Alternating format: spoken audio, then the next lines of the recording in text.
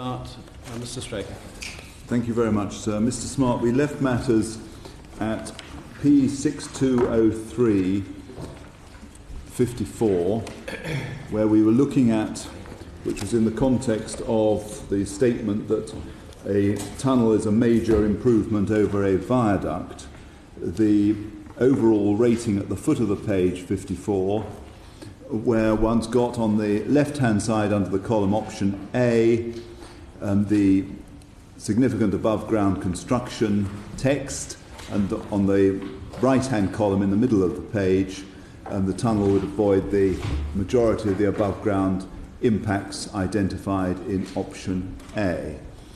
And if we just go above that slightly further, we can see for waste and mineral resource that we have the contrast being made between viaduct not generating significant excavated material because it's on alignment, the alignment's on viaduct at or near grade, and then sustainable placement areas being located within the valley to accommodate surplus from excavations.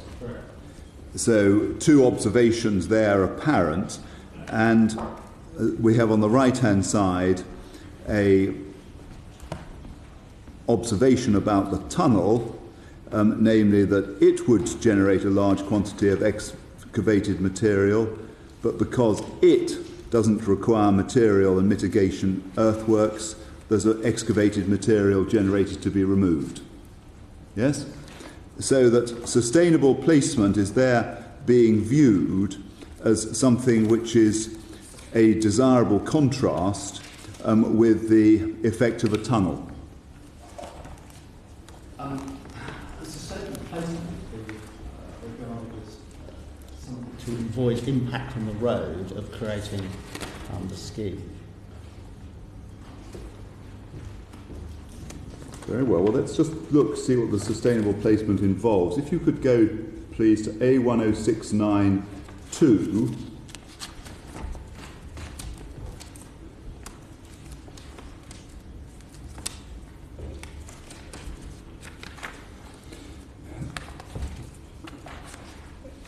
You remember this slide was shown this morning. Yes. And it's a slide which shows, doesn't it, the Ickenham railhead, as they're called, the Harville Road site we're concerned with, yes? Yes. And it shows the position of the Chiltern line and the prospective position of the HS2 line. Yes.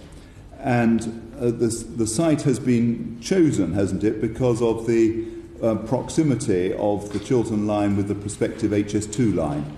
One of the reasons. The other reason, of course, is proximity to what is our trace, and it's an area where we can get our railhead in place. Yes.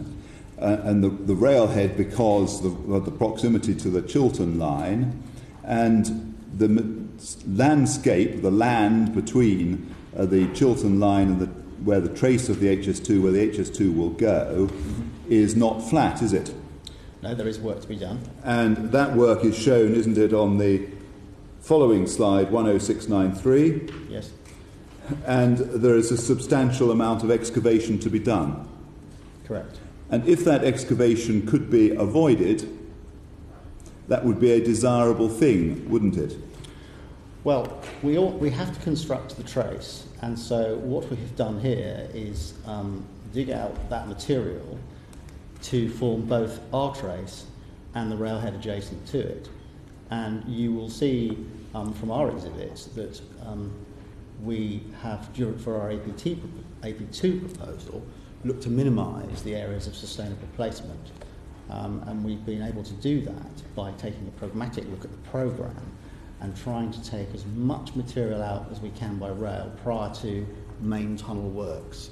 So you will see that the sustainable placement has reduced in our AP2 proposal.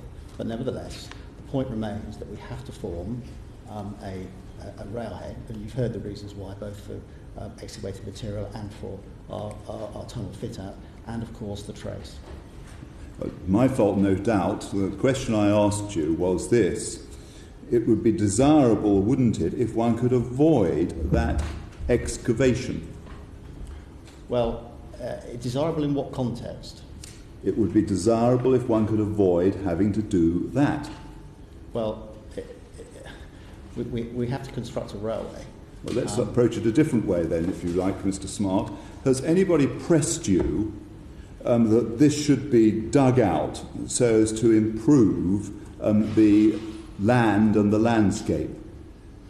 Yeah, we've certainly looked at that in terms of the environmental mitigation, and one of the reasons that we have the sustainable placement is to minimise the impact on roads of creating the trace when we, to use your term, dig out cop or cut it. And by looking at our programme, minimise that amount of sustainable placement and maximise the amount we can take out by our railhead. But once again, if I may, it's no doubt my fault for the question that I'm posing. HS2, I take it, have been pressed by various people in various places. Please could you do this because it will improve matters along the line? Please could we do what to improve? No, it's just a general question. HS2 from time to time will have been asked, won't it, whether by local authorities, members of the public or others, please could you do this because we think it will make things better. Yes. As a general point, yes. My question is, please, has anybody come up to you and said, please, HS2, it would be a very good thing if you could dig out this area that we're looking at to a depth equivalent to the Angel of the North? I don't recall anybody actually saying that, no. Well, now, can we look, please, at P624933, which is within the report which touches upon the Ruislip Depot.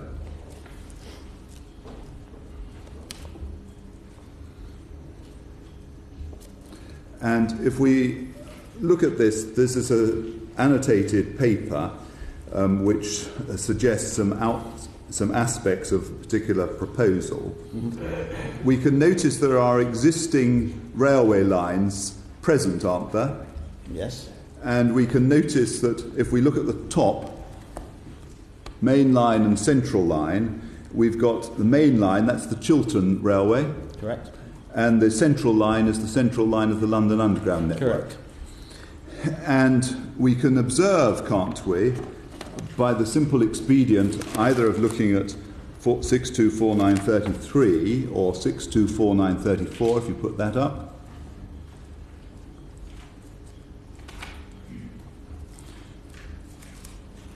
that both underground and main line have a present connection to the Ruislip Depot. There is, yes, they do. Yes. So it's possible to run trains from both directions, isn't it? Both mainline and underground trains into the Ruislip Depot. Yes, there would have to be another connection in order to exit the Ruislip Depot to the west, but there is a connection, yes.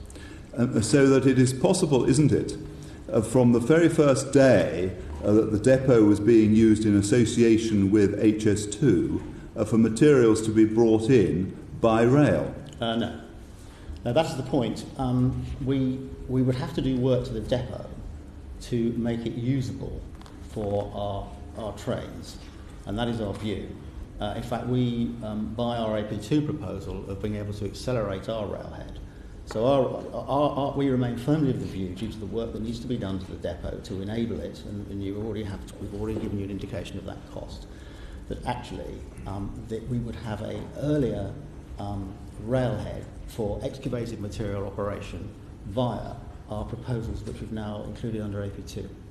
There's a contrast being made between bringing matters in by road and bringing matters in by rail. At the moment, it's possible to deliver things by rail, whether by the Central Line or by the Chiltern Line, to the Ruislip Depot, isn't it? For LUL purposes, but not for ours. The trains are incapable of carrying things, are they, which might be of some value to HS2? No, HS2 was the question. No, Central Line trains aren't going to carry anything of value for HS2. No, the trains on the line, sir. The configuration of the depot is such that we don't believe that it would allow us to use the railhead in the way that would improve the situation for taking out material by rail. Anyway, well, there we are. We've got the existing railway there. Can we look on, please, in this way? Could we please look at A106429?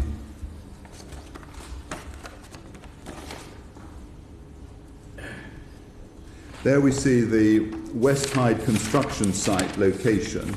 Yes. And the West Hyde construction site location is going to be used in conjunction, isn't it, with the Chiltern Tunnel? Yes. And it's going to be used in conjunction with the fitting out of the Chiltern Tunnel? Well, not for access for engineering trains. And if we go over the page, please, to 106430, we see the construction compound adjacent to what will become the Chiltern Tunnel. Yes. Yes. Also here described as the intervention gap. Yep. And the precise length of the intervention gap has, of course, to be determined.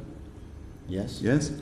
And it is possible, isn't it, for that construction compound to be used in connection with the works in and proposed for the Chiltern Tunnel. It can certainly be used, and in fact, but in the PBA proposal, it can be used for driving the Chiltern Tunnel, and that's our use for it. And obviously in the PBA proposal, it's used for driving the Colne Valley Tunnel alternative. And so that site would be where we would drive Chiltern Tunnel, and that's where PBA are proposing that we would drive the Colne Valley Tunnel. Yeah. And help the committee, please, as to why you say it's impossible that there should be any fitting out work conducted both going west and east from that particular construction compound. Because we have to bring as much material as we can to fit out the tunnel in by rail, and we don't have a connection to the Chiltern lines in this area. Therefore, the only way we can transfer material from network rail trains, if I can use that term, from the National Rail Network onto our engineering trains is at a railhead. And we don't have one in this area, and neither do we have a proximity to the Chiltern main line to create one. So the position that Hillingdon should take away from this is that as far as HS2 are concerned, HS2 with all their experience and expertise can devise no means by which that compound they're proposed can assist in terms of going west and going east for fitting out of HS2. Not with not with works trains, which we do need. So the answer to that is no. Now, can we look, please, at the report that you've done as far as the Hillingdon Tunnel is concerned, P62041.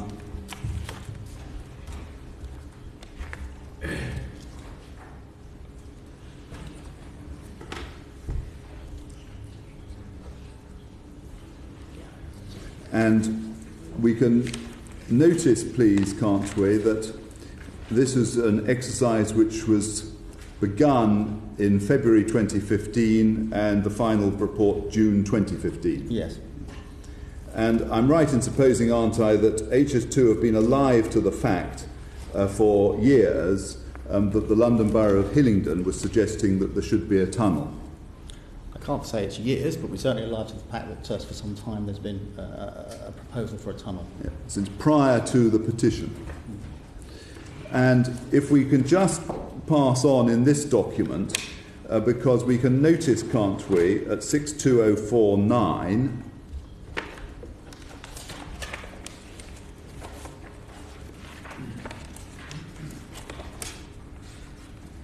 that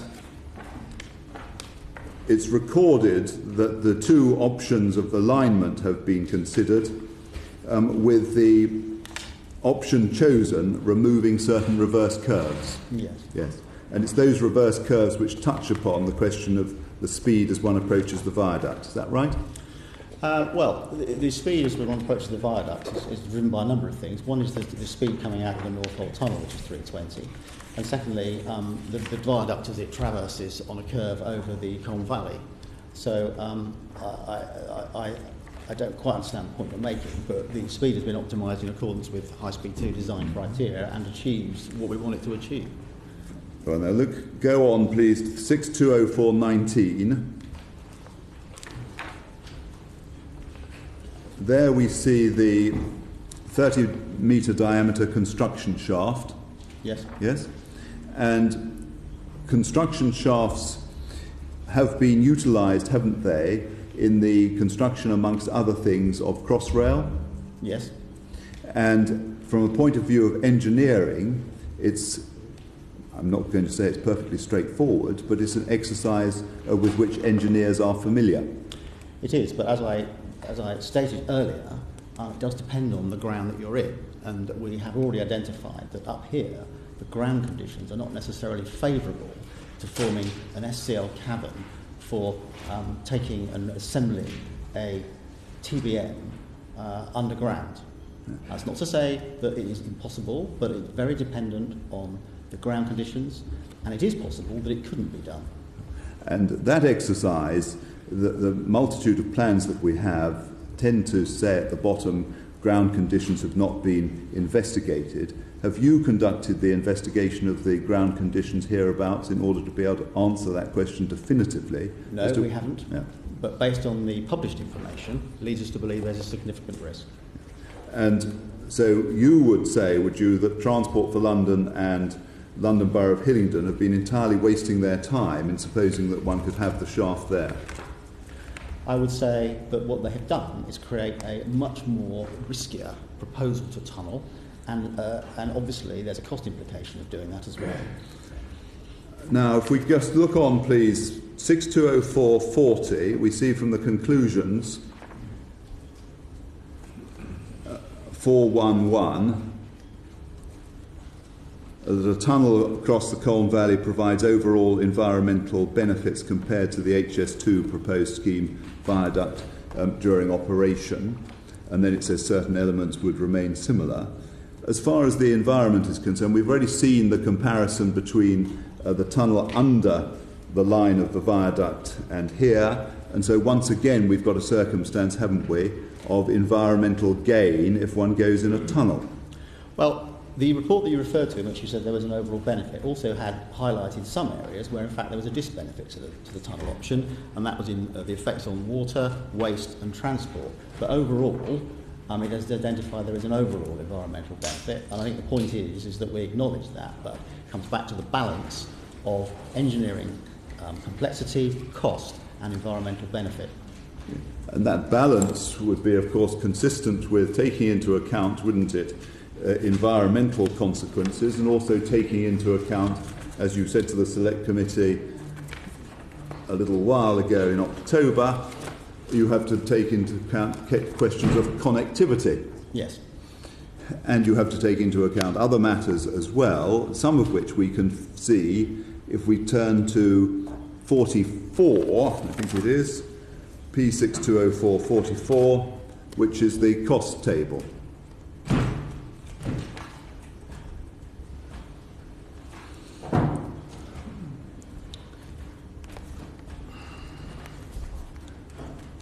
Now, as far as the first item is concerned, land and property. Yeah. Let's get it where I can see it.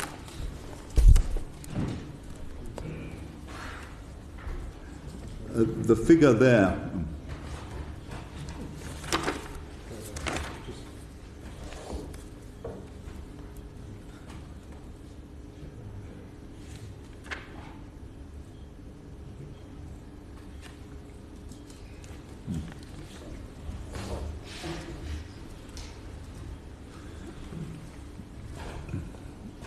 The figure there records a saving of approximately £66 million via a note. Yes. And that £66 million is the itemised cost, is it, of land which is thought to have to be acquired in order to proceed with at grade or on the viaduct. Yes, I think we've already acknowledged when we went through the build-up of the cost difference that there was an overall saving on land and property costs, which reduced the overall bottom line of 583 million back down to more like 510 million. But that saving is the cost of the property to be acquired? As far as I understand it, yes. Does it include disturbance costs? I would have to check the land and property costs on that. We can get that done. My understanding is it probably would, but I'm not a property expert, so I would have to get that checked. Does it include extinguishment costs for businesses? I think I've already said that that is the overall cost to property, and if you want the breakdown of what it includes, we can make that available. I see. Because we know, don't we, that quite apart from costs of buying property, other costs are going to be incurred, which can be labelled under the word, if you wish a word to label them, connectivity. Your word when describing what you were doing in thinking about a tunnel to the committee. You're costing connectivity. Mm-hmm. That's correct, isn't it? Well, I'm mystified as to how one might do that, other than looking at what connections there already are over any infrastructure scheme. Just say it again. I'm sorry, I didn't hear it. But I'm just unclear. Yes, unclear how you would cost connectivity. I see. You were here, were you, when Regeneris, that is to say, the evidence which came on yesterday and dealt with socio-economic matters and indirect effects was given? Yes.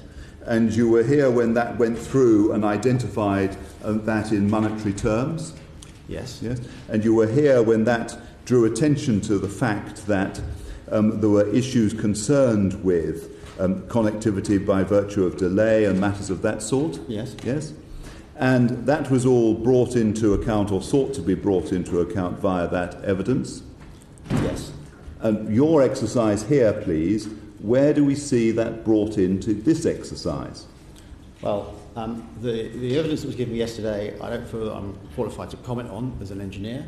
I'm not suggesting that I agree with it, but in terms of what we have done here, we are looking at the cost of an engineering proposal to put what is a viaduct scheme into the tunnel scheme, and we have actually costed in. There is a benefit to land as a hard cost.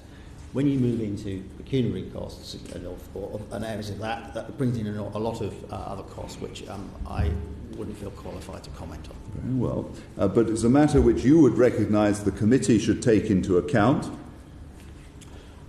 I wouldn't necessarily. I'm sure the committee will take into account those facts which they think are pertinent to the situation. And it's a matter which bears upon your approach to the question of whether one should tunnel or not, because you describe to the committee that one need to look at the question of connectivity, where the effects of severance of communities would actually be severe. Yes, and we tried that connectivity in terms of the road diversions and other means. Yeah. And you're conscious of the fact, aren't you, because you were kind enough to tell us that there could be, you mentioned in certain circumstances, a 30-second delay. You're conscious of the importance of comparatively short periods of time affecting large numbers of people. Yes. In a multitude of circumstances in which they may be getting to work, getting to school, going to university, going about their daily tasks and so forth. Of course. Yes. And all those you wish to see brought into account in determining whether or no there should be a tunnel. Well, they are one of the factors that has to be looked at. It's not the only factor, of course, and we have mentioned, or I have mentioned before, about the balance of factors that one has to look at, and that is one of them. Yes. And in this report, upon which you're placing reliance, we see no reference to those matters at all, do we? In this particular cost, because it was costing our scheme for the infrastructure. Well, forgive me, the document we're looking at is your attempt to cost someone else's scheme, the London Borough of Hillingdon scheme. Well, true. But in terms of the property cost, we were putting that there because we're acknowledging that there is a benefit to the fact that the tunnels are less hungry for property and land. That is what it is doing. It is not looking at a wider implication of economics in terms of of what you're saying. Very well. Well, we can leave that over, noting that it's not included within your document seeking to assess and put before the committee a comparative value of our scheme. Just to stop us speculating too much. How much more of this have we got? Beg your pardon, sir. It's difficult to answer that question. I'm going to go through certain more documents, certain more material on this cost sheet. That's what I want to But do. overall, and just to have sort of a feeling, and are you thinking of an hour and a half or 30 minutes or 2 No, I hours? wasn't thinking of an hour and a half, sir. I confess that I hadn't measured it in terms of minutes, I'm afraid. No, it's just an idea. Well, I hope not too long, sir, but... Your answer is more imprecise than his was. It is, I'm afraid, because I'm entirely dependent upon the answers which are given to me, sir. So that's why I'm afraid I rather avoid all those predictions, because I wouldn't want to either disappoint whether by being too short or disappoint by being too long. Gregor, you wouldn't disappoint No. being too short. Well, so I can assure you, sir, that I've said many times to courts and other tribunals, I hope you will forgive me, I've taken rather less than I predicted, and so I've never yet had the answer, no, we don't forgive you, keep going. Anyway, if I can, for the moment, just look a little bit further at this table at 44, which we have up. The running tunnels, you base it upon a 1.6 kilometre long gap structure. Of course, the length of the gap structure has finally to be determined, doesn't it? Well, we have a very good idea of what that would be. Of course, it is subject to detailed design, but we have a good understanding of what the gap structure would be. It doesn't necessarily have to be 1.6 kilometres. As you've already pointed out, what we are doing here is costing the scheme, our view on the scheme, as we understand it, that PBA and Hillingdon have put forward. Very well. Well, I can take matters quickly in the light of everything that's been said. And I'd just like to ask then one or two more matters. The viaduct which you've recorded there, a saving of 138.7, how have you managed to determine that figure for the viaduct which is yet to be designed? Well, because we know the basic structure, we know how many piers, we know piles, we know what we've got to actually build in terms of that viaduct structure, and therefore we can put a cost estimate on that. So you've done it just by reference to a unit cost for the viaduct? That and construction methodology. Yeah. And then you've obviously given us an extra, I think, ventilation shaft, haven't you? And you've also given us Harville Road railhead when we've said that we don't want it. Thank you very much. Yes, we've done that because what we've done here is cost us a scheme from Hillingdon that we believe we can make work, and therefore, as we've already highlighted in going through the evidence, there are some things we would need to add to that to make it a workable scheme. Very well.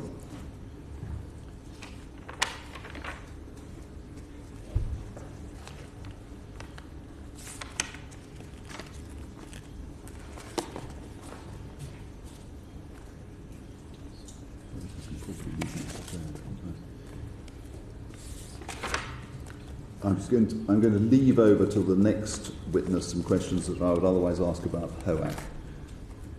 But I shall leave matters there, recognising that not all issues that we differ from have been exchanged, but I hope the sufficiency has been revealed.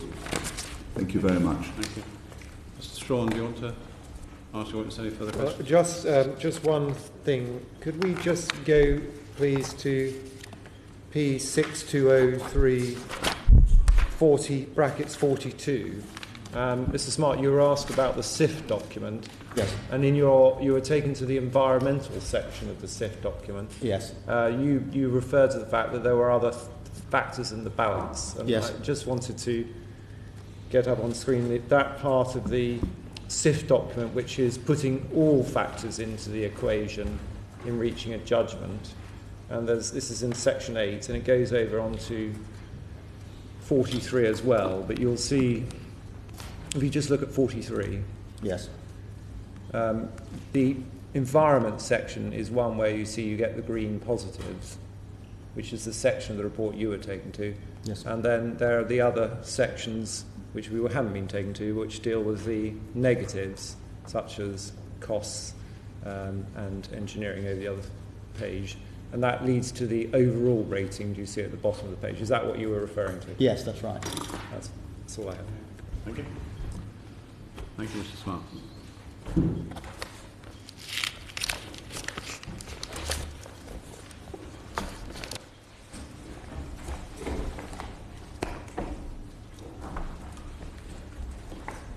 My turn now. I'm going to call Mr. Miller. That's right.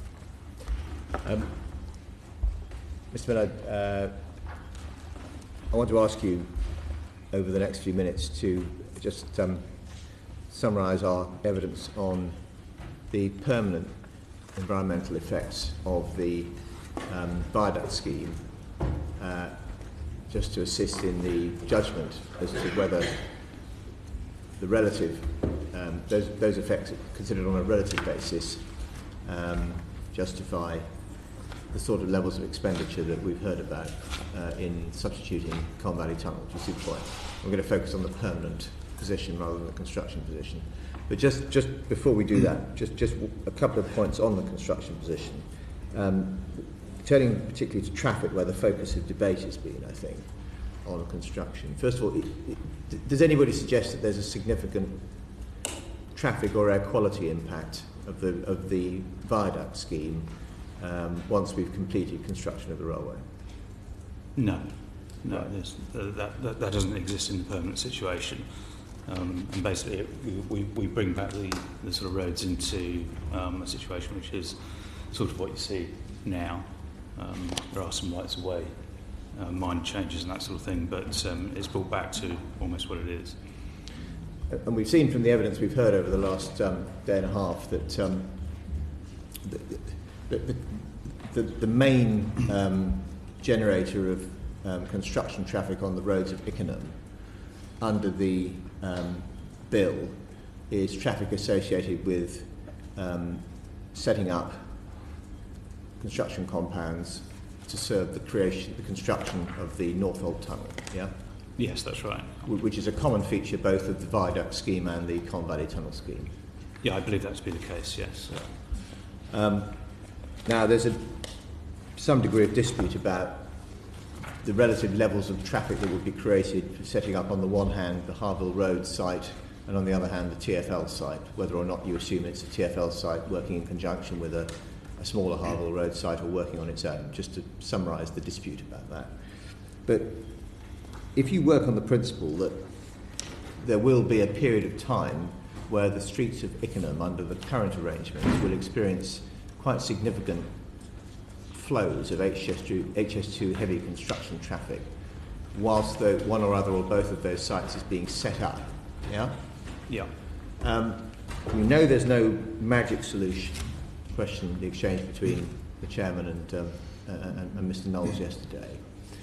But we know that HS2 has latterly offered an assurance to review the performance of the key junctions from Swakely's roundabout in, and depending on the outcome of that review, to consider whether measures are needed to improve the performance of the junctions.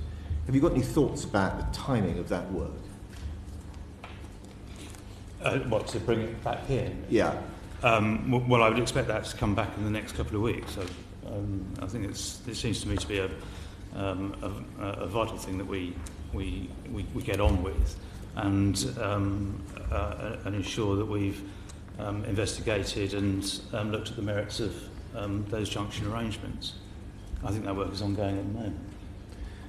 And in the event that work led to the conclusion that there was a need to carry out works to one or more of those junctions, to say if that were the conclusion, do you see that being something that is confined to mitigating the effects of HS2, or might it have a broader benefit? I think it would have a broader benefit. There's some other petitioners who are concerned about the junction arrangements in this area. We heard evidence yesterday, I think from Mr. Knowles, about his experience locally compared to what you might get from modelling and that sort of thing. So I think that there is some further work that we perhaps need to look at to think about, well, is there something in this is there something which merits a difference in view?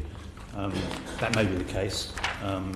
We may find that there is no need for any junction measures, but I think we continue with that to see if there is anything else that might need to be offered. So that if changes need to be made, and they're made in good time before the work starts, or if one needs to be at the door of the Department of Transport for further grant money or whatever. Yeah. I mean, there's probably a need to look at these junctions anyway without HS2. Yeah. But HS2, I think, really gives an imperative.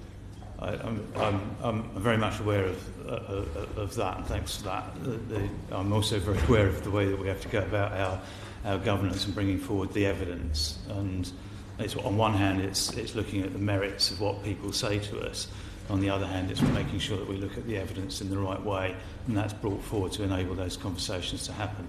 So, unfortunately, those sorts of things don't happen overnight, but it's very much at the forefront of our minds.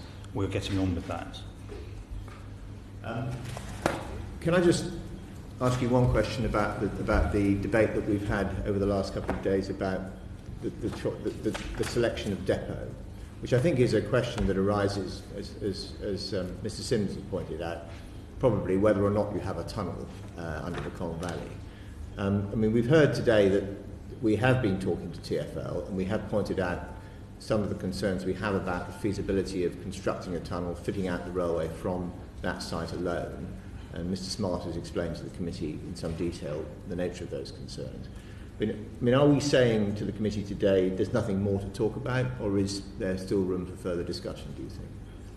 I think there's room for further discussions. There seems to be a view that, or a view emerging over, as you say, the last couple of days, last day and a half, that there may be some merit to revisit this, to think about the traffic effects, and maybe the spread of those traffic effects in this location in respect to the residents of Ickenham. I'm not going to pretend that that's going to be straightforward. We know that on West End Road it's a difficult turn, and we've mentioned that. That's been mentioned in these proceedings. And we know that there are other concerns locally about that road and other local roads. But that said, I think that it comes back to the same point about the junctions. Let's keep looking at that and see what the merit is in those schemes, and see whether that can alleviate the traffic. But if I can just put two perhaps key points that those discussions would need to focus on, and see whether this is, you agree with this. One, in the light of the evidence you said, if people want to give really serious consideration to that, key factor that would need to be considered is how we fit out the railway. That 4-year period of rail systems fit out, it's got to be done in a way that works.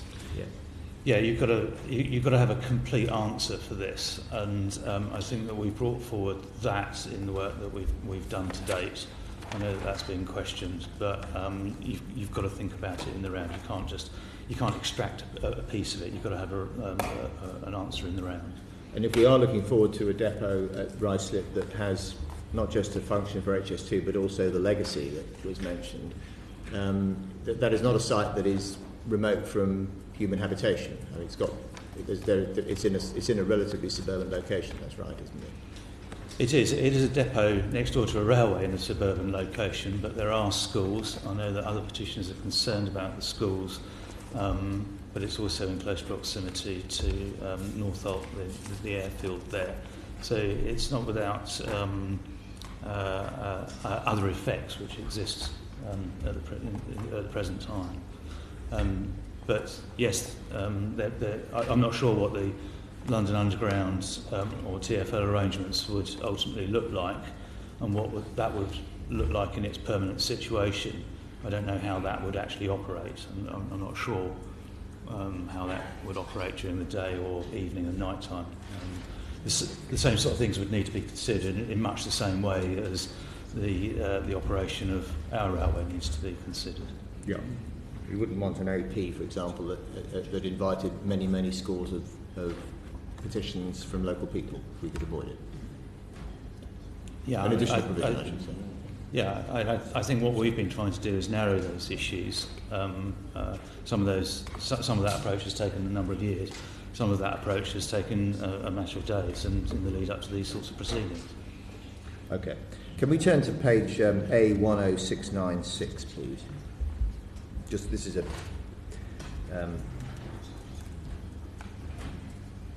just to remind ourselves of the loose end Mr. Thine raised this morning.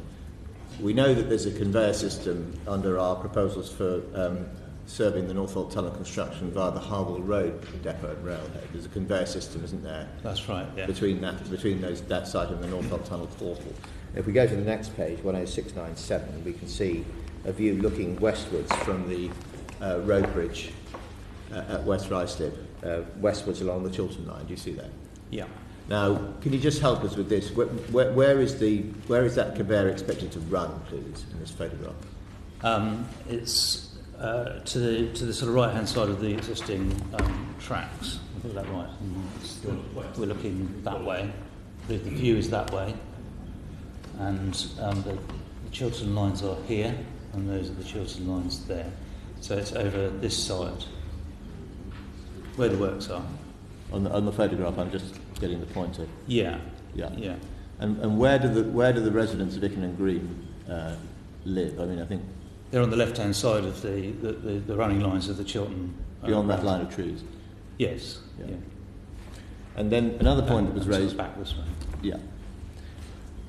Another point that was raised was once the railway's been built, the HS2 railway's been built, the proposal for a 5-metre high noise barrier along running westwards along this stretch of the line. Can you help with where that would be located? Yes. Just to the right here, there's a grey box there, which is the sort of porous portal of the tunnel. The portal of the tunnel proper is there, and I think Mr. Blaine explained that there is basically a height of a tunnel depth above the tunnel for the actual sort of bored tunnel arrangements. Then we've got a porous portal, which is the lid, which is 100 metres or so going to the west. And then the railway is rising up here, coming out of the ground, and as it comes up out of the ground, we're into a retained cutting, so that's concrete walls either side adjacent to the new lines. And the depth changes across the line of the route, and it pops up onto the surface a little bit further down here. And so the depth of a 5-metre barrier is in part the fact that the railway is in the ground, and as it gets to ground level, you can imagine that the ground sort of falling away as the train rises up. A barrier will then replace that depth of structure which is in the ground. So it's 5 metres up until, I think it's Hoy Lake Crescent. It's around about here, and then it goes into a 3-metre barrier. And I think on the other side it's a 3-metre barrier. So the barrier is between HS2 and the Chiltern railway line. Sort of where the green, it would sort of be where the green line is on there. Okay. Thank you. Right, well now can we put up please P626814? And I want to turn to the just to ask you some questions about the permanent position.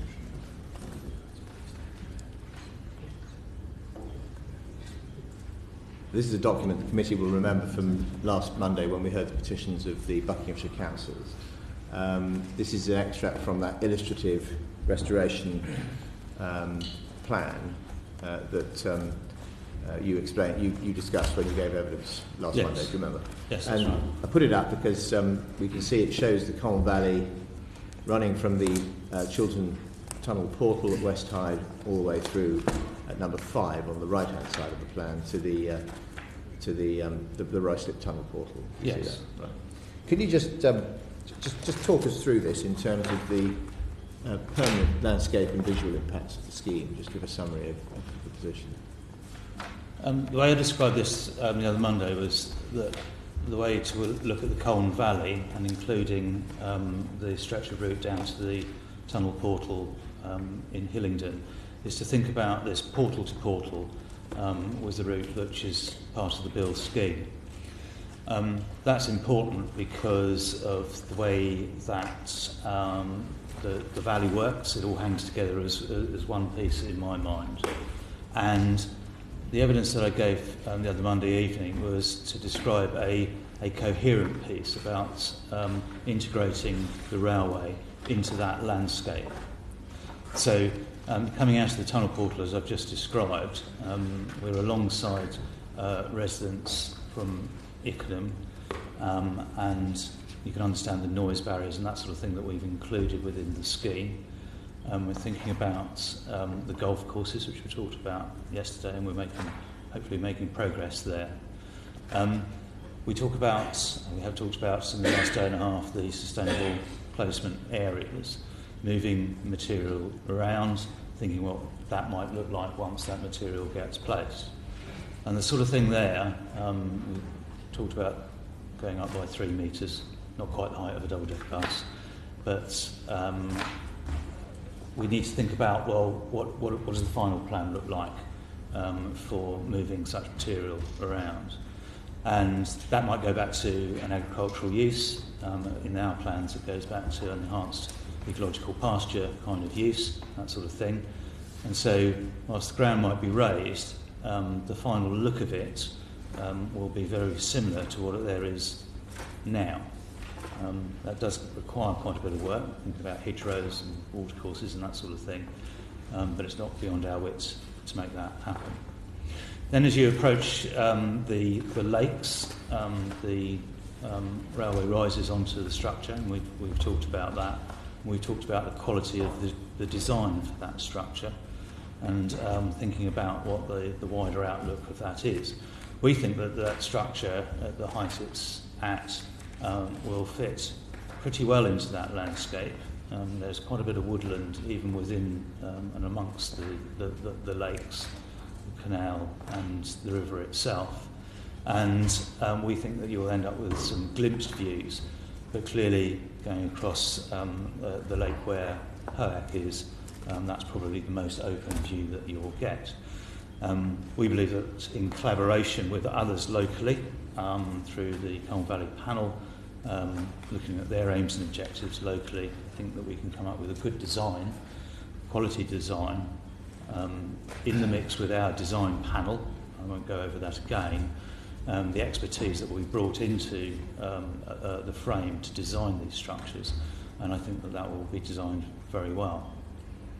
And then, of course, going on to the other side of the valley, we talked about West Hyde, and remember that we talked about this when Mr. Briggs was around from Bidwell's on behalf of his client.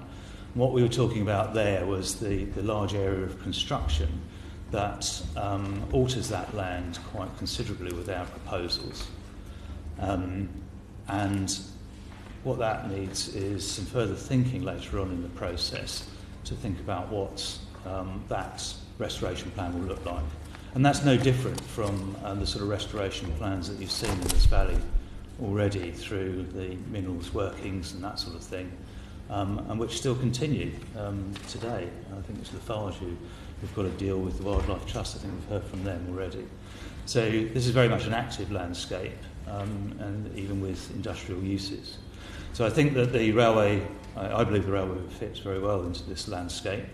And I think that it will contribute to the landscape ultimately, and I think that will have a high quality outcome for biodiversity. I know that existing railways in the UK are quite often nature reserves for wildlife, for example. I think there's over 200 sites of special scientific interest associated with the existing railway network. And so if we get our thinking straight, perhaps along the lines that Ian Thine is talking about, we can come up with a very good outcome for this railway in this location. The key is time and all the mitigation measures that have a chance to settle.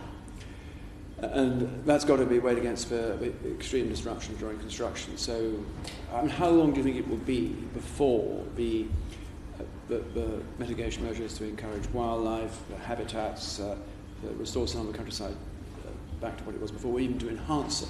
I mean, what timescales are you putting on that? Ms Miller? Some of it might be quite quick because we've talked previously about connectivity, and you might think that planting hedgerows and that sort of thing, joining up existing hedgerows, you might get a good result quite quickly. For woodland planting, I have to put my hand up and say that that's going to take some considerable amount of time. Yes. But we think that you'll start getting results back sort of 15 years onwards. And again, if we're connecting up existing sort of ancient woodlands and other woodlands around, and you remember at West Hyde, in this location, that's what we were doing. I don't pretend that doesn't have problems with the agricultural use of that land, but our plan at the moment would join that up. So you've got the opportunity to encourage it along quite quickly, but some of it does take time. Grassland may take a matter of months, possibly on this side of the Colne Valley, where you might be into some of the chalks. You may get chalk grassland biodiversity in very, very quickly. That was the sort of thing that happened without very much planting or encouragement on High Speed 1 on the North Downs Tunnel portal. And so nature takes over. Nature actually does very well for itself in these sorts of circumstances. And to give you an idea of how the biodiversity has worked with the lakes, we saw the slide from Mr. Thine about the back in the 1940s and the 1970s. Well, Broadwater Lake didn't exist back in the 1940s.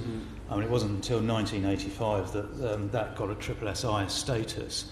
So the biodiversity came on, I think it was some 10 years after those gravel workings came about. And now, as we know, supports certain species which go to another man-made set of lakes further down the valley, the Southwest London water bodies. So actually this changing landscape, this changing man-made landscape through here, it actually does very well for biodiversity, and I think that our railway in time will do a similar job. And can you just remind the committee how much extra public access is there going to be post all of this mitigation and creation of new habitats, etc.? Well, on the Hillingdon side, there's no doubt that during the construction, there's a lot to do, and that's been highlighted by Hillingdon.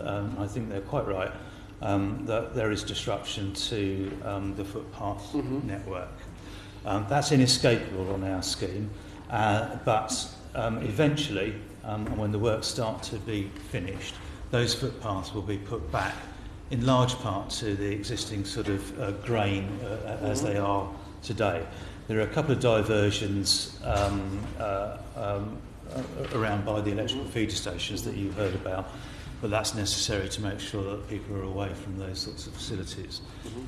We can't get around that other than putting a little bit of a diversion in. But broadly, the final scheme will give as much access as there is at the moment. I've put up this. I've asked for P6210 to be put up, Mr. Miller, just to perhaps help with this. This is phase 2 in relation to that main construction area in Hillingdon. That's the Harbour Road area, and I put it up because the green there is that represents progressive restoration, doesn't it? Yes, that's right. Yeah. So yeah, you whenever you sort of either get off the site because you don't need it any longer for the use, and you're thinking that the outcome is, I don't know, for a biodiversity reason, you can get on with that as soon as you can. Some of the woodland areas, you might even start planting that up from day one. And I think it would be a very good thing if we could get some of that planted up from day one. It would help with screening and that sort of thing. And then if we go to the next slide, which is, so that's relatively early in the 10 years. If we go to the next slide, which is the third phase, this is the peak traffic's now finished, if you remember. Yeah. And we can see the green is beginning to spread, yeah? Yeah, if you sort of use this as a kind of a Flickr kind of book, you would see this sort of progress. And as that land becomes available, is not needed for the construction, you bring it on and put your sort of mitigation or your compensation in as you go. One of the things I should say is that there was quite a lot of work done on this during the Olympics, and there was a lot of material moved around during the Olympics. Some of the temporary areas for spoil, or as Hillingdon say, dumping, or that sort of thing, the landscape architects looked at that and thought about using that as screening material, so that it actually takes the works out of the view from local people, reduces the noise levels and that sort of thing from the works. And that's the sort of thing that we'll be looking at in the detailed design stage.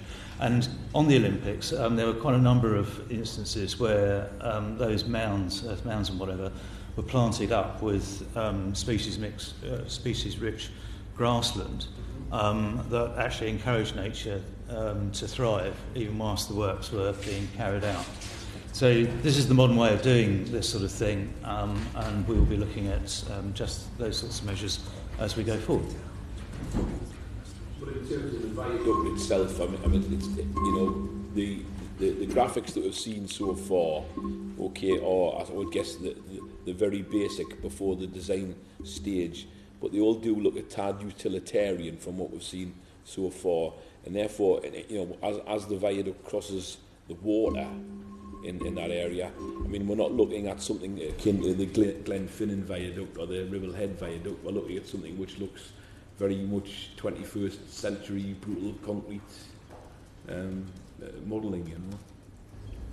The modern equivalent form, yes, you're right. I don't know if we can put up the construction photograph of the Medway viaduct. We can. It's a just whilst you're doing that, 10688. 10688. What I'm going to point out on that photograph is that you've got the old A2M2 bridge crossing the Medway, and that's a certain type of concrete. It's the sort of concrete that you got in the sort of 50s and 60s. We're just coming at it. We had a really good example of Owen Luder's fantastic brutal concrete structure in Gateshead, I'm afraid, which we were delighted to get rid of. He was twice president of the RIBA.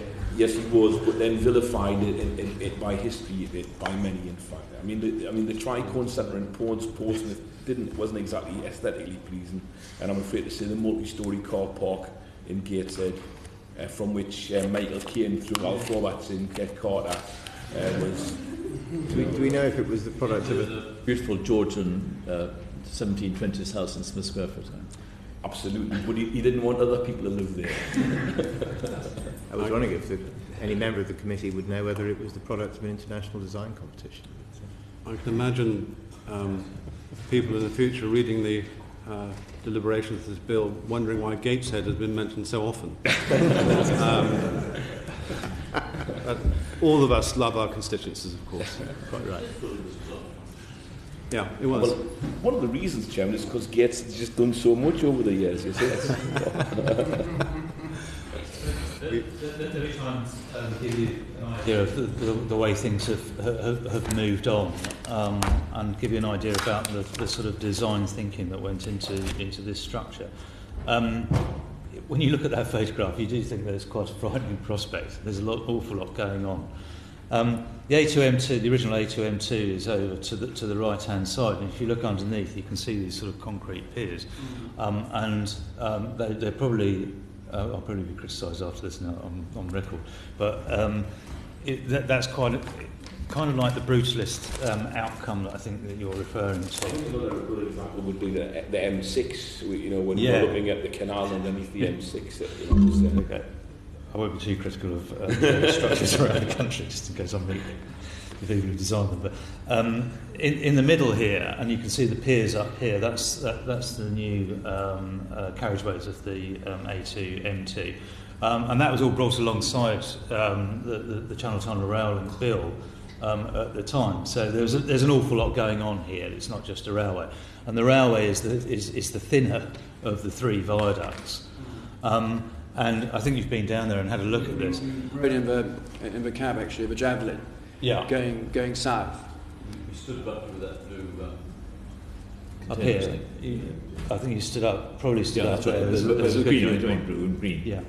And you'll have looked back over here. Now, whether you like this sort of concrete structure or not, the aesthetics, well, I think we have to leave that for others, frankly, and people who know about these sorts of things. But on this structure, as I understand it, this went forward and was reviewed by the Royal Fine Arts Commission. So at the time, this structure was considered to be a model of good design. And as Mr. Smart pointed out, this cantilevered, unusual cantilevered structure which bridges the navigable waterway here provides that sort of curved arch. Now, when you go back over to the original motorway, there was an attempt to do that at that stage. That was then taken up by the railway, and something similar happens with the new road viaducts in between. When you look at all the piers, and one of the things that was debated at the time in this location was there's masses of piers all standing there. And the idea of it was to bring those piers into line and to avoid something which was going to be very congested and create a load of shadowing. So the aims and objectives and the sort of things that I've been talking about for the Colne Valley panel need to come forward from the local community to assist the design process as we get into it. And if we can get that in collaboration, we will get a much better outcome. Something which a viaduct will assimilate better into the landscape because people feel that they've taken some ownership over it. Last thing I want to say on this photograph is, as you go further in the distance, you'll see that we're on a surface route there, and that's going into the Cobham and Ashenbanks Woods site of special scientific interest. And we're at the northern end of the area of outstanding natural beauty of the North Downs there. It's ancient woodlands, it had dormice, a whole range of things going on there.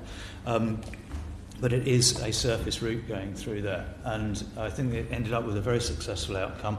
There was community fund money that went into that area further north with Cobham Park School, I believe, which supported the further enhancement of the biodiversity locally. And in that instance, outside of the bill limits, that was a funding arrangement. So I think here we can see, by way of example, perhaps a pointer to maybe the outcome that we perhaps are not a million miles away in terms of our thinking. Can I just go back briefly to P6213, because I just want to close off the point we were on, by reference to the phased restoration of the Harville Road construction area, which is actually, as we saw, going on really from quite an early stage in the construction project itself. And I just show the committee this just to complete the point, because we're now still, in terms of time, in terms of where we are on the time scale, we're still right in the midst of the 10-year construction period. You see that? Yes. We've got 4 years of rail systems fit out ahead of us. But we can see that in terms of restoration, see what the state of progress is at the site where the focus of concern has been throughout the presentation to the committee over the last 2 days. Well, when you get to the railway fit-out stage, I mean, broadly what you've got here is the railway. You've broadly got the railway completed. What you're doing is you're putting up all your wires and you're putting in your rails and that sort of thing.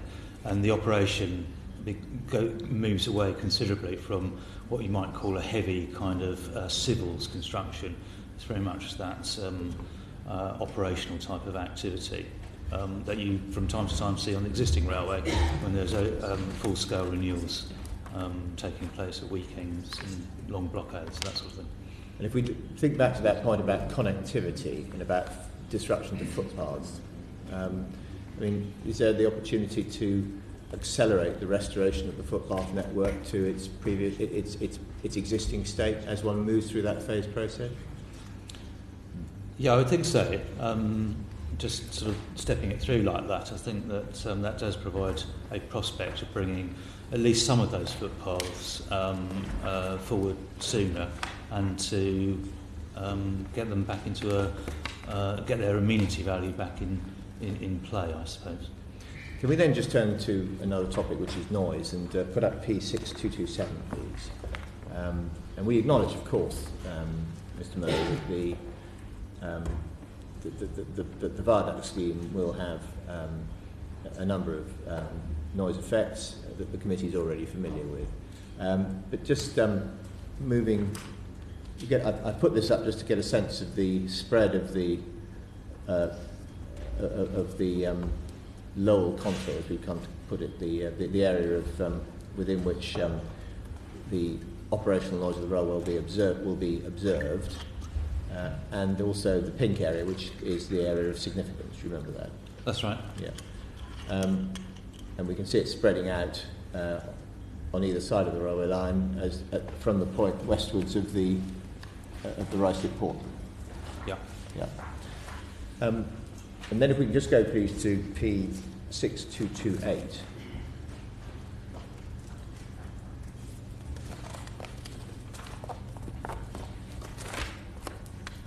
We're here on in the Ickenham side of the valley, and we get a sense there of the extent to which the noise profile extends into the residential areas to the south. But have we identified on reviewing the information that we presented in the environmental statement, have we identified any change in the predicted spread of noise over that which was reported? Yeah, I expect to see some improvements coming through in this location. And indeed, I think we told the committee last week, in the context of the Buckinghamshire cases, of 3 areas where we have decided to bring forward amendments to the scheme so as to reduce the noise impacts on, I think it's the area around Savay, the area around South Harefield, and the area around Talhouse Lane. That's right, yes. I think that the Ruby Taylor has given evidence on the specialist evidence on this. And in respect of the Lowell contour, which you pointed out previously, our information paper E20 points us towards a continued effort to further reduce the noise effects. And I hope in some small way in this area that we are demonstrating that continues. And as I've given in evidence in chief, that this process of environmental statement, environmental impact assessment continues through these particular proceedings. So we're bringing, where we can, we're bringing forward improvements. I think the committee's heard us say before, so I'll be forgiven just for reminding of this, that as we pass through the Colne Valley, our objective has been to keep the spread of the noise contour of the operational railway away from the main areas of settlement, Harefield to the north, Denham to the south, and then as we move into the built-up area, away from the built-up areas of Ickenham. That was the evidence given before the election, I think. I don't think we need to go through the plans again because the committee is familiar with that point. The committee's heard about impact on recreational facilities. Is there anything you want to add to what's been said about the Hillingdon Outdoor Activities Centre, or the rowing club, the golf courses? Has that been covered?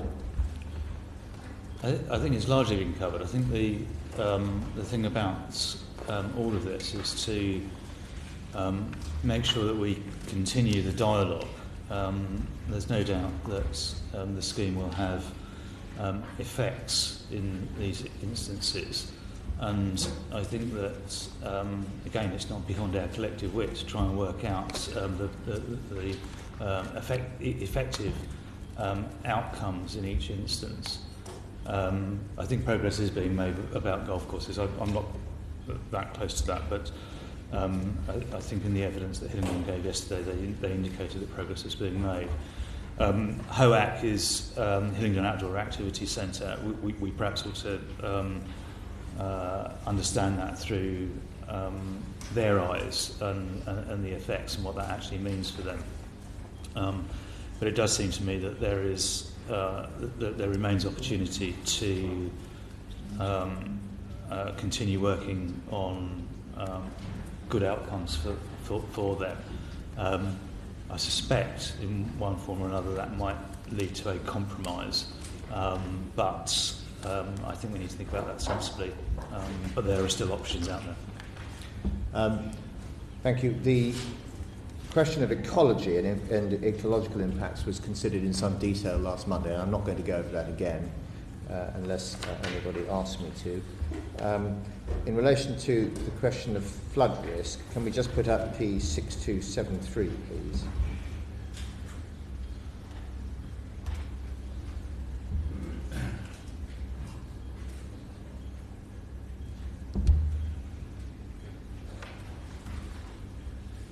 And I just, this was a point that I think was raised in Hillingdon's presentation. I've just put up a letter from the Environment Agency dated the 14th of May, in which they comment on the flood risk assessment provided with the environmental statement in relation to local watercourses in the Borough of Hillingdon, and particularly the River Pin. Yes.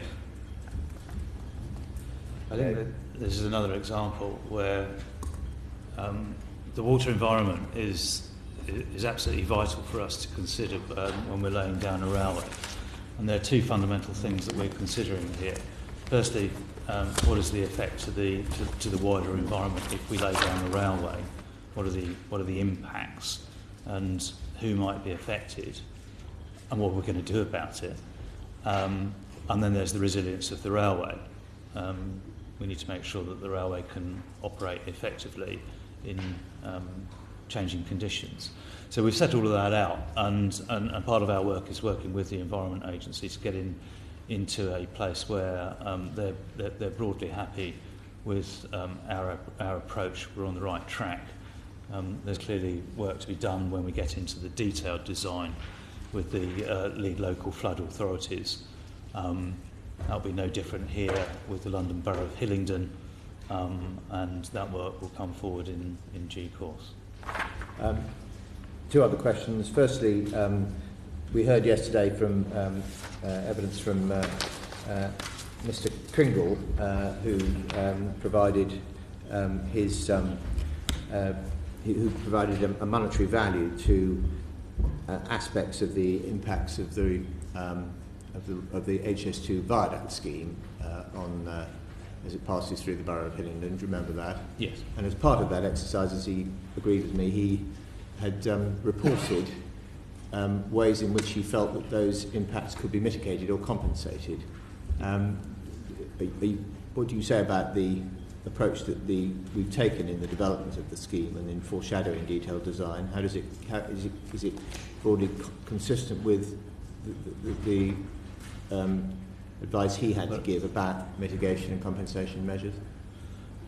Well, clearly our approach is to produce environmental impact assessment and reports the significant effects through an environmental statement. That's what's required of us through standing orders. That's what we've delivered. And through that, the range of environmental effects, the range of compensations that are provided to deal with those effects, and the mitigation that's provided to counter those sorts of effects are included in that environmental statement. And in large part, I think that the outcomes correlate with the work, the economic work that Mr. Kringle has produced. He's come at it from a different point of view, but broadly from the environmental perspective, the outcome is similar. And then if we could just finally please put up P620211. just to provide a summary of our position on the main environmental effects during the operation of the railway. We've produced 2 slides which compare the viaduct scheme with, in the middle, the London Borough of Hillingdon tunnel scheme. And we've identified there visual impacts of the viaduct and adjacent infrastructure within the Colne Valley as a residual environmental effect of the tunnels of the viaduct scheme, and then we have acknowledged the more restricted impacts of the tunnel scheme. Do you see that? Yeah. And then we have drawn a contrast between the lack of any anticipated operational impact on groundwater resources from the viaduct scheme, and some potential for continuing impact from the tunnel scheme. And then over the page 12,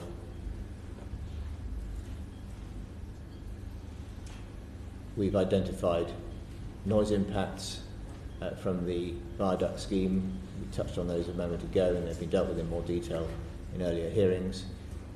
Acknowledged no noise impact on those areas set out from the tunnel scheme, and then we've acknowledged the impact on recreational facilities, and that there is a lack of impact on those facilities under the tunnel scheme. So seeking, I think, to provide a summary of the main residual environmental effects that you get from the viaduct scheme as compared to the tunnel scheme. Yes, that's broadly how it affects the London Borough of Hillingdon. It doesn't quite describe what still happens on the West Hyde side of things with the intervention box, but those sorts of effects, although it is a massive box in the ground, will have similar effects perhaps to that of our scheme. Thank you very much. Thank you, Mr. Lowe. Straight. Thank you very much. Can I just, as a matter of detail first, touch upon the Environment Agency letter that you were shown a moment or two ago? I'm not sure we need to turn it up. The position is, isn't it, that as far as floods are concerned and flood authority, that Parliament has divided a role between local authorities and the Environment Agency. Yes, that's correct. And the Environment Agency looks after and will speak in respect of rivers, yeah, whereas local authorities such as the London Borough of Hillingdon, which is the lead flood authority, will deal with surface water runoff. That's right. And so that Environment Agency letter does and can only touch upon the rivers. Yeah, it gives you a good indication of the way that we work. Thank you. And the professionalism behind our team. Can we then just divide ourselves up, please, into, in this approach? We've got, as you were asked, operational matters and construction matters to think of, and to think of separately, though of course one's got to bear in mind that all run together eventually. As far as the operational is concerned... Sorry, I don't actually understand. Oh, I beg your pardon. Let me take it separately. Operational. Can we just take operational separately? No, you said that they ran together. Yeah, they run together because one can't... And I didn't understand. I beg your pardon. I was saying they run together because in reaching an overall view, one can't divorce one from the other. Right. Well, let's see how we get on. Okay. Make it easier. We'll go to operational first then, Mr. Miller. And so we're left with a certain number of consequences, aren't we? In consequence of HS2. Yes, I just pointed that out. Yes, and those operational consequences will include landscape consequences. Yes? Yes. Noise consequences. Yes. Yes? And those are the principal ones that you view as occurring operationally. Yes. Yeah. And the noise factor can be put in terms of touching upon matters such as tranquility. You could put it like that. Yes. Well, the Colne Valley in certain aspects is described as being a tranquil and pleasant place. I think it is. Yes. Places, tranquil And that place. tranquility is something capable of being borne upon by the operation of HS2, isn't it? Yes, that's kind of what we said. Yeah. So now, let's, with that in mind, add to that, if we may, these features in terms of operationally, there's going to be a loss of some present land use, isn't there? Sorry, permanent land. Yes. Is that what you mean? Yes? Yes, there'll be a loss of permanent land as a result of the railway scheme. And so, for example, there'll be a loss of agricultural land which presently contributes to the landscape and to the ecology. There will be. Yes. And there's also going to be a loss of recreational facilities, as we've seen. To a degree, yes. And no doubt there's going to be an argument or consideration of that degree. Can we then also, in this way, take this matter further forward by looking, please, at P6203-44,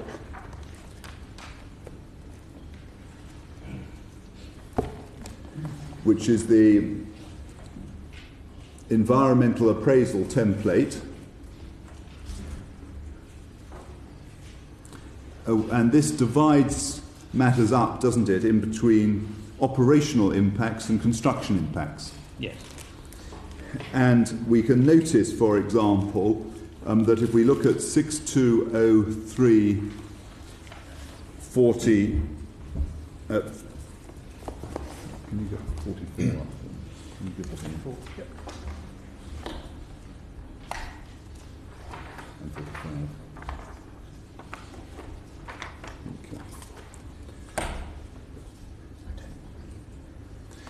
Yeah, so 44, starting there, we see that we've got landscape, townscape being considered as a matter of construction, and we've then got on 45 landscape and construction, landscape and townscape being considered as a matter of operation. Mm-hmm. Yes? And so there we can see, can't we, on 6203-45, that the adverse impacts are recorded upon following items which are then all listed. Yes? Yes, it is our report, so yes. Well, these are things which are intended to happen, aren't they? Yes. Yes? Yeah. So we've got operational impacts arising from newly engineered landforms and structures cutting across the existing landscape, including and so forth a new viaduct. Yes? Yes? All these matters taking place and having a bearing upon the landscape. And if we look at, please, the same one, 6203-44, we see that a large number of residential, recreational and commercial receptors suffer visual impact due to the viaduct construction. When one looks at that from an operational point of view in 45, one has a continuing adverse visual effect. Is that right? Oh, right. That's what you mean. Yes. Yeah. Okay. Yeah. Yes. I'm quite happy with what you said then. Yeah, that's right. And so this is revealing, isn't it, the pattern which goes throughout of continuing effects in consequence of the operation of the railway. Yes, but then you have to think about how those effects are then addressed and whether there is anything else that needs to be considered, whether there's planting, whether there's land raising that might create a screen, that sort of thing, good design. That will all play its part in either addressing those sorts of effects or otherwise ameliorating those effects. So that's the next step. Yes. And if we look on at 51, please, 6203-51, operationally we can see significant noise effects identified at South Ruislip, including 55 minor and 140 moderate impacts, Savay Lane and so forth, and the De Vere Hotel. Yes, we've given evidence in light of that before. Yeah. Yes, and then we've also got impacts as far as other matters are concerned in terms of operational noise recorded under socio-economic factors, this time under P6203-53. In the middle of the page. Yes, and as I've just indicated, that there is further work being done to alleviate these sorts of effects. Yeah. And the same page reveals... That's part of the continued process. And the same page reveals, doesn't it, that some of the matters which occur under the construction heading, where it's suggested that there are no operational impacts, will indeed have an operational impact in the sense of there will be a permanent loss, because if you look at the construction stage for agricultural, soil and land use, it's recorded a loss of land, 84.4 hectares, but if one looks operationally, that's not identified as a loss. There will, as I said, there will be losses for agricultural land. There will be some gains with agricultural land as land gets put back into use. So there is a balance to be struck. Yeah, but the point I'm making, and this is the position, isn't it, that in certain instances where it's recorded that there's been a loss which bears upon the matter in terms of construction, the same loss runs for operation, even though it's not recorded as such. Yes, it does. Yes. Yes, it does. And just so we get a further idea of timing in connection with this matter, please, could you take P2, 6, 8, 11 and then 12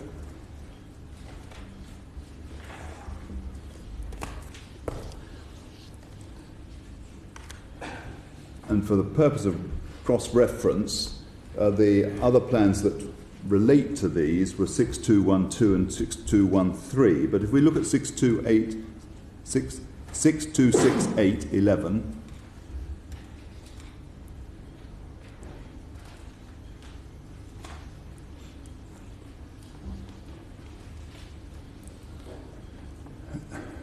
we can see, can't we, that there we're concerned with the area of land to the north of the Ickenham depot. That's right. Yes. Yeah. And if we look up, we can see some land which is used for sustainable placement. It bears the number, or near the number 4. Yes, that's right. Yes. And this was agricultural land. Yeah. Some of it is restored to agricultural land. Some of it is used for woodland. Is that right? That's right. Yeah. Yes. And these plans, which come about in your design or your document touching upon illustrative proposals for mitigation and restoration, are in a course of evolution, aren't they? Yeah, the word is illustrative, yes. as you say. This is we put this out as a piece to try and give an indication of what the outcome might look like. And sorry, now I was going to ask you to help as far as the timescale for that woodland is concerned. I think that'll take some considerable time to put back as woodland. Yeah. And then if we look to the south by going to 26812, one has here the number 4, once again, proposed mitigation planting. This is to screen views of HS2, and you're seeking to screen views both sides of the railway line, is that right? The Chiltern railway line? Yeah, well, part of it's there with to a degree, yes. Yeah. And how long does that take? Well, as I said to Mr. Bellingham, the woodland planting will vary, I think, because if you're looking for a biodiverse outcome, a range of native hardwoods or whatever it is, that's going to take some considerable time. With screening, what you might do is you might bring on fast-growing species and then have a longer-term crop which comes through that as part of your management plan. So you might get a screen which comes up quite quickly, but that might not be the final outcome. And that's good woodland practice, and you can see many examples of that sort of thing going on, and with infrastructure schemes. So you might get a screening effect quite quickly, and then you might get a biodiverse or the final outcome effect in the longer term. So you might go in there and selectively cut down faster growing species to encourage others along. So plainly there's an element of time which is involved, and that element of time is going to also relate to the maintenance which is required to be given to the mitigation to be put in place. Just to help me, please, as to how the costings of that are done and who looks after that. Well, the overall cost of the scheme includes 4 rates, and the rates are a build-up of projects over the years, including projects like Channel Tunnel Rail Link, Crossrail, and other infrastructure projects. And as those projects modernise and put in these sorts of mitigations and compensation planting, that's included in the costs overall. In terms of the maintenance regime for planting is set out in one of the information papers. I think it's E26. That's a recent addition. And in answer to Mr. Bellingham, where I was taking him in that answer was that some of the planting will be maintained, the woodland planting in response to ancient woodland will be monitored and maintained for a period of up to 50 years. So partly the cost of the planting will come through the capital cost of the scheme itself. And my feeling is that the maintenance cost will then be taken up and through the, certainly the mitigation directly alongside the railway with the operator of the railway. And schemes beyond may go to a compensation arrangement with landowners who decide to take up the mitigation. So there are a range of funding mechanisms that I think will come into play for delivering the outcome. And have those mechanisms yet to be developed? Well, they're all in a state of development, yes. All in a state of development. Let's just have a look. Well, that's right, isn't it? Because at this stage of the development, we are dealing with a scheme which is in a deemed planning permission state. The detail is yet to be decided. And it's important that when we get to that detailed design, that is at that point where we're refining our plans. We've set out in outline, as I've explained to you, through the information papers, which I think is the responsible thing to do, about how we would go about that. And I've told you about how the cost build-up has occurred to date. How it actually gets effected will come about in a number of different ways, as I've explained. Very well. Can I just ask a question or two about HOAC, please? Could you look at 62075? This is a report. We're going to have a division probably at 3:39. So if we do, I'll probably have finished by then, sir. Well. Come on, let's go for it then. P6207 5122. Yes. There we see a reference to Hillingdon, the HOAC site lying within LBH, qualifying for a £50,000 grant from them, and so one's looking to seek to achieve something within the boundaries of the London Borough of Hillingdon in consequence. Do you see that point, Mr. Miller? Yes. Yes. And then this document assessed various matters and had a number of conclusions and recommendations, and if you look to 620733, please.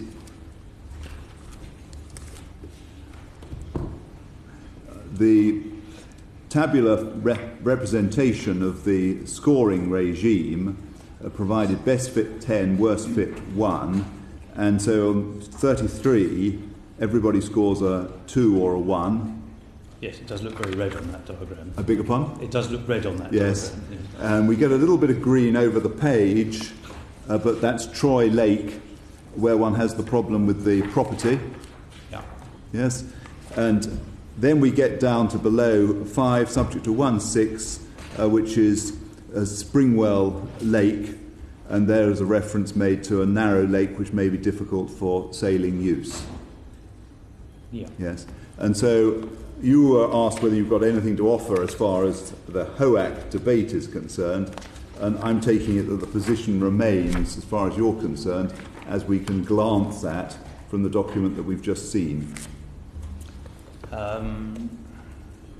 I think, well, with the exception of this sort of correspondence that we're getting from Bucks, I think that there are, as we've explained, there are, I suppose, two things in play.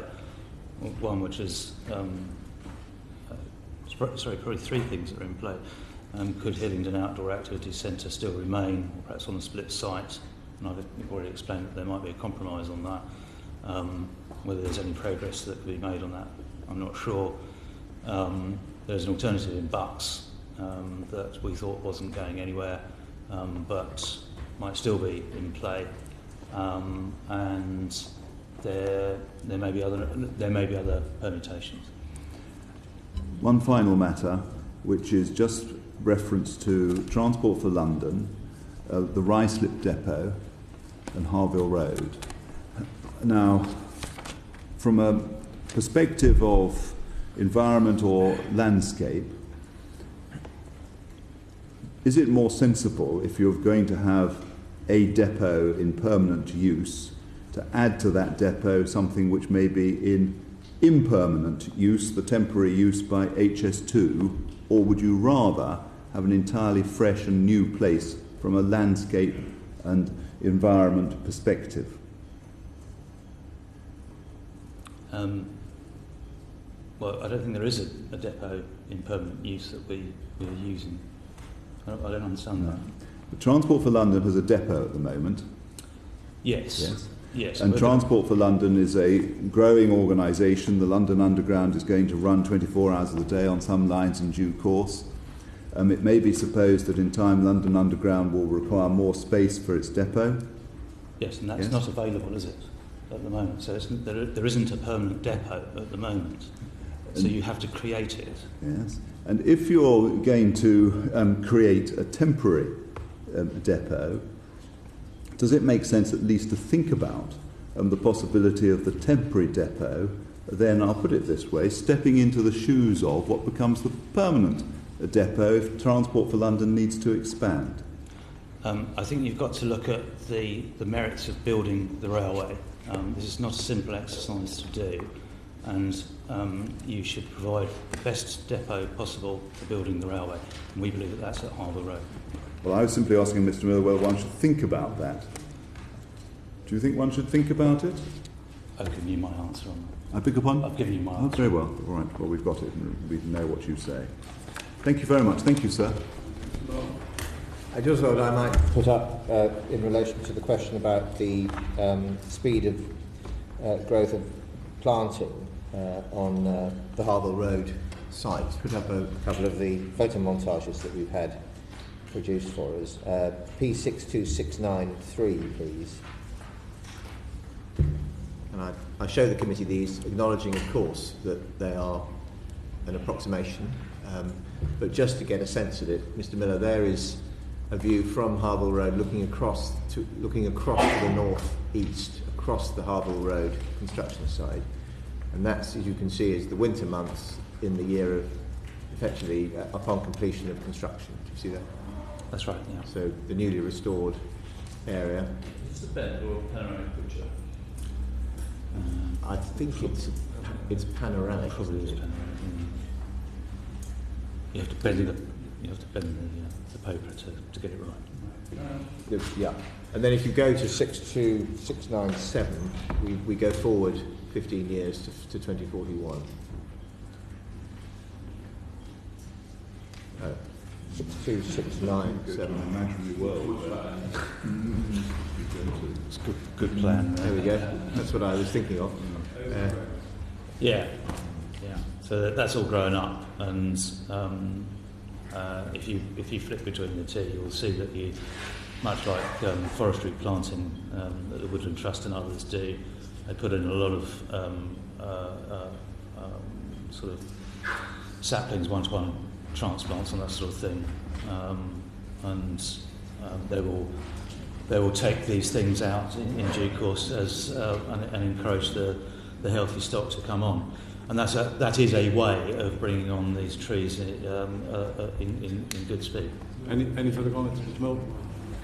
Oh, sorry, did you take final comments? Any final comments, yes? Oh, yes. Could I just have a minute?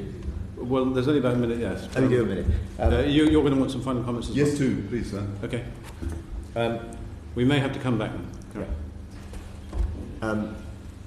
Just ask the committee to focus on the permanent effects. That seems to be the right thing to do when one's being asked to spend hundreds of millions of pounds more on a tunnel through the Colne Valley. We've explained how we have sought to limit the noise impacts of the railway. We've explained how we're seeking to integrate the landscape and visual effects of the railway, and we've explained the work that's ongoing in order to try to accommodate the effects on existing recreational activities. The question for the committee clearly is, does it represent good value for money to spend the sort of money that we've been talking about in order to avoid those effects? We suggest not so, but that's a matter for you to consider. Okay, Mr. Straker, you're probably going to get cut off in your prime, but... So as a matter of principle, it plainly is wrong to say that the concentration should be on permanent effects and permanent effects alone. As a matter of principle, that has got to be wrong. The position is one whereby, whether one takes the situation from what is required in consequence of European Union directives or otherwise, that we have the exercise of considering construction and operation. And we are required to consider both, and in considering both, we are required to consider the mitigating effects and the mitigation that may be capable of being undertaken. And so, as a matter of approach, it must be wrong to say that the focus has got to be on permanent effects. What one can do, and what one properly should do, is take both into account in arriving. It looks like they haven't called a division for some obscure reason, so you've got a minute or two extra, so don't rush. Well, it's a point of order, so they're probably arguing about it. Carry on. Sorry.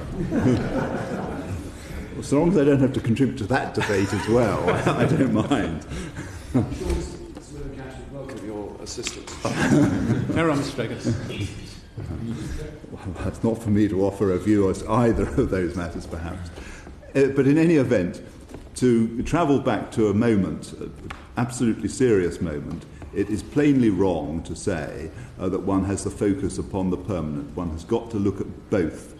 And so that derives from, as a matter of legal approach, I say.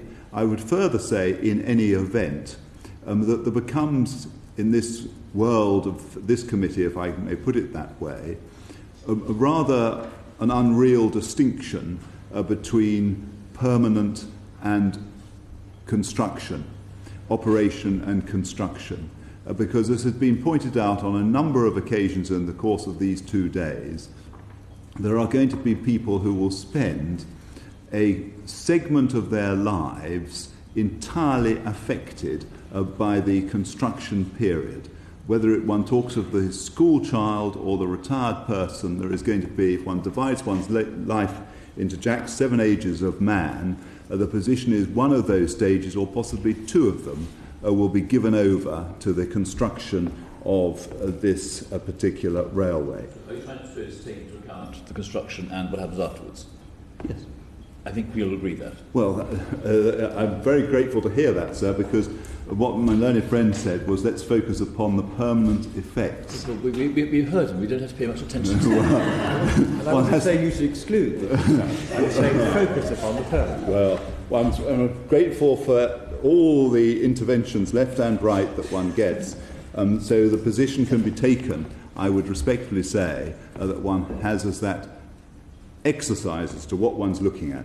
And within that exercise, I would respectfully suggest that the committee must be very careful to remember that HS2 have pressed and pressed and pressed again on the proposition that they are providing an economic and social advantage to the entirety of the country. They may well be right in connection with that and in recording various benefits in terms of moving about the countryside, people meeting each other and so forth. But if you're doing that on a national basis or a London to Birmingham basis, you've got to take into account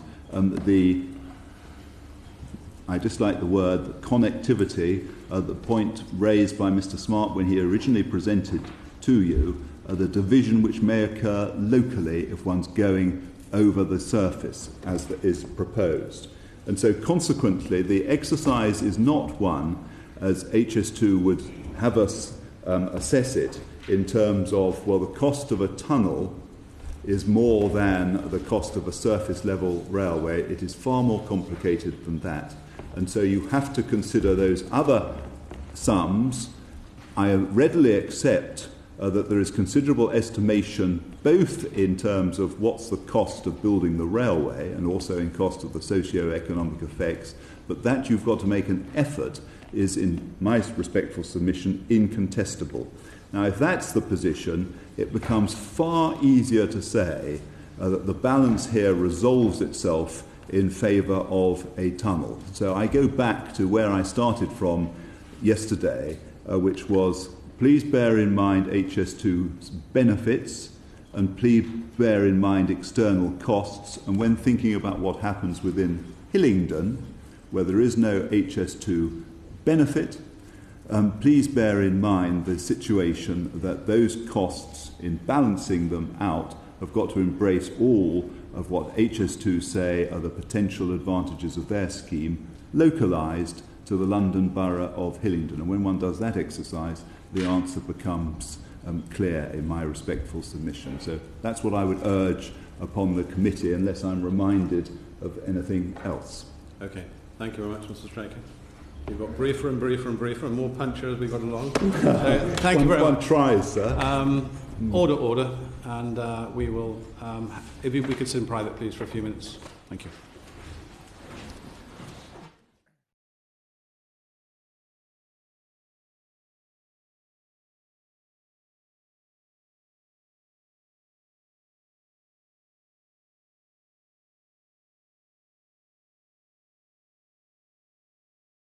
Sound.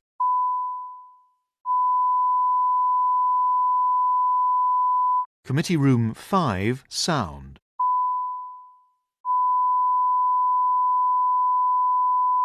Committee Room 5, sound.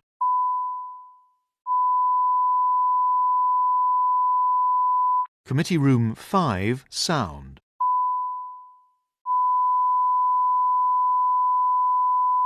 Committee Room 5, sound.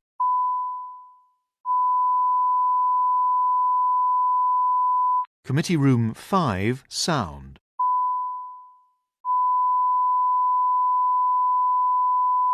Committee Room 5, sound.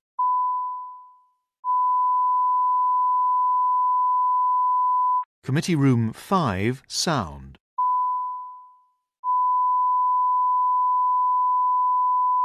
Committee Room 5, sound.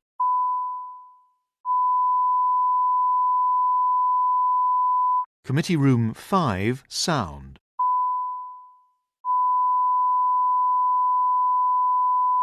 Committee Room 5, sound.